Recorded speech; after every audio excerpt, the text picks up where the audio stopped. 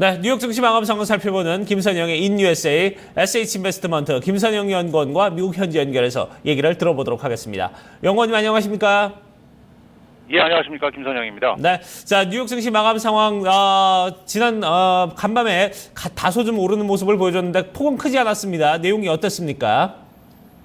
예, 오늘 뉴욕 증시는 중국발 호재와 반도체 업체 간의 M&A 소식이 이어지면서 3대 지수 모두 소폭의 상승세로 거래를 마쳤습니다. 먼저 중국의 제조업 경기가 안정을 되찾았다는 소식으로 중국 증시가 4.7% 폭등한 것이 오늘 증시의 호재였는데요.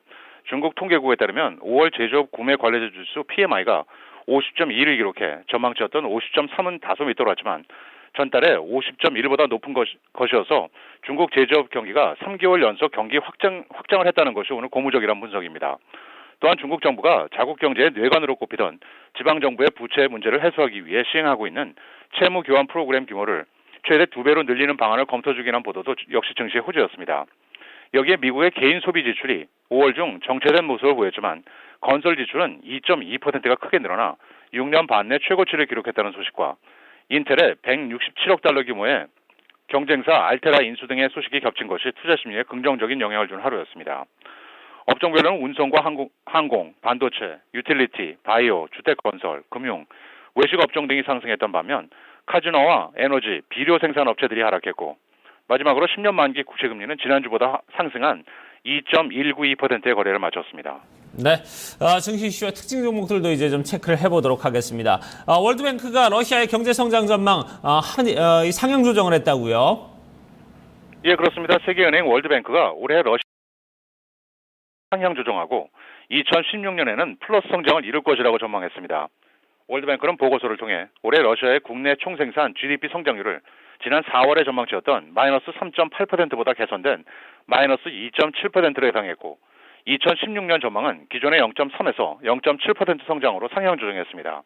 월드뱅크 측은 국제 유가가 안정을 찾고 있는 데 따라 러시아의 경제 전망도 상향 수정했다면서 새로운 전망은 평균 유가를 올해에는 배럴당 58달러, 내년에는 63달러 50센트로 가정한 것이라며 지난 4월 전망에서는 올해 유가를 53달러, 내년 유가를 배럴당 57달러로 예상한 바 있습니다. 월드뱅크는 국제 유가 상승으로 러시아 통화 루블화 환율이 안정되고 인플레율은 떨어지고 있다면서 상향 조정의 이유를 설명하고 있습니다. 오늘 특징 종목들입니다. 오늘 폐장 후 캘빈 클라인과 토미 힐피거 등의 브랜드를 보유하고 있는 뉴욕 기반의 어페럴 업체 PBH가 지난 분기 예상을 상회한 실적을 발표하고 약 5억 달러 규모의 자사주 매입 계획을 발표한 후 현재 시간 외 거래에서 1.5%의 오름세입니다. 증권사 골드만삭스가 올해 매출 증가가 예상된다면서 투자 의견을 중립에서 매수로 높였다는 소식으로 금융업체 시티그룹이 0.8% 상승했는데요. 시티그룹은 돈 세탁과 경제 제재 위반 혐의를 받고 있는 멕시코 자회사를 폐쇄한다는 계획을 발표한 바 있습니다. 시애틀 소재의 바이오 업체 CTI 바이오팜은 개발 중인 혈액암 치료제가 임상실험에서 예상을 상회한 뛰어난 효능을 보였다고 공시하면서 13% 급등했고 증권사 BMO 캐피탈이 현 주가 수준이 저평가되어 있다면서 투자 의견을 중립에서 비중 확대로 높인 데 따라 코카콜라가 오늘 보합권에서 거래를 마쳤으며 할인 소매업체 달러트리는 경쟁사 패밀리달러의 인수 마무리를 위해 보유 중인 300개의 매장을 사모펀드인 시카모어 파트너즈에게 매각해 정부의 승인을 받겠다는 계획을 내놓으면서 2.8% 상승했으며 마지막으로 금융사 스티플 파이낸셜은 영국 바클레이스가 소유하고 있는 미국 자산운용사업부의 인수를 위한 협상을 개시했다는 소식에 2.9%의 오름세로 거래를 마쳤습니다. 네, 자 이제 경제 지표와 일정들도 좀 체크를 해보도록 하겠습니다. 자, 5월에 ISM 제조업 지수가 52.8을 기록했습니다. 예상치보다 웃도는 모습을 보여줬네요. 예, 그렇습니다. 전미 공급관리자협회 ISM에 따르면 5월 중 미국의 제조업 PMI 지수가 52.8을 기록해 예상치였던 51.8을 상회하면서 기준점인 50을 30개월 연속 상회했습니다.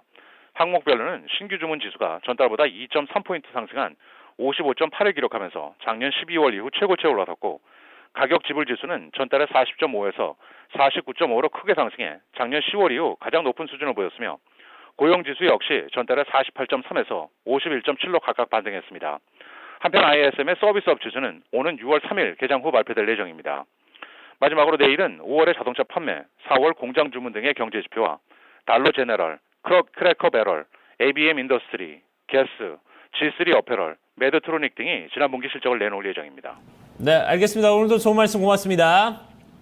네, 고맙습니다. 네. 자, 이렇게 해서 미국 현지 연결해서 뉴욕 증시 마감 상황 저희가 자세히 알아봤습니다. 자, 그러면 지수별로 좀 흐름은 어땠는지 뉴욕 증시 마감 상황 흐름도 좀 살펴보도록 하고요. 이에 따른 또 외신의 소식들, 어떤 소식들이 들리고 있는지 자세히 좀 알아보도록 하겠습니다. 자, 시황센터로 넘어갑니다. 어이제 앵커 우성훈 기자 두 분 전해주시죠.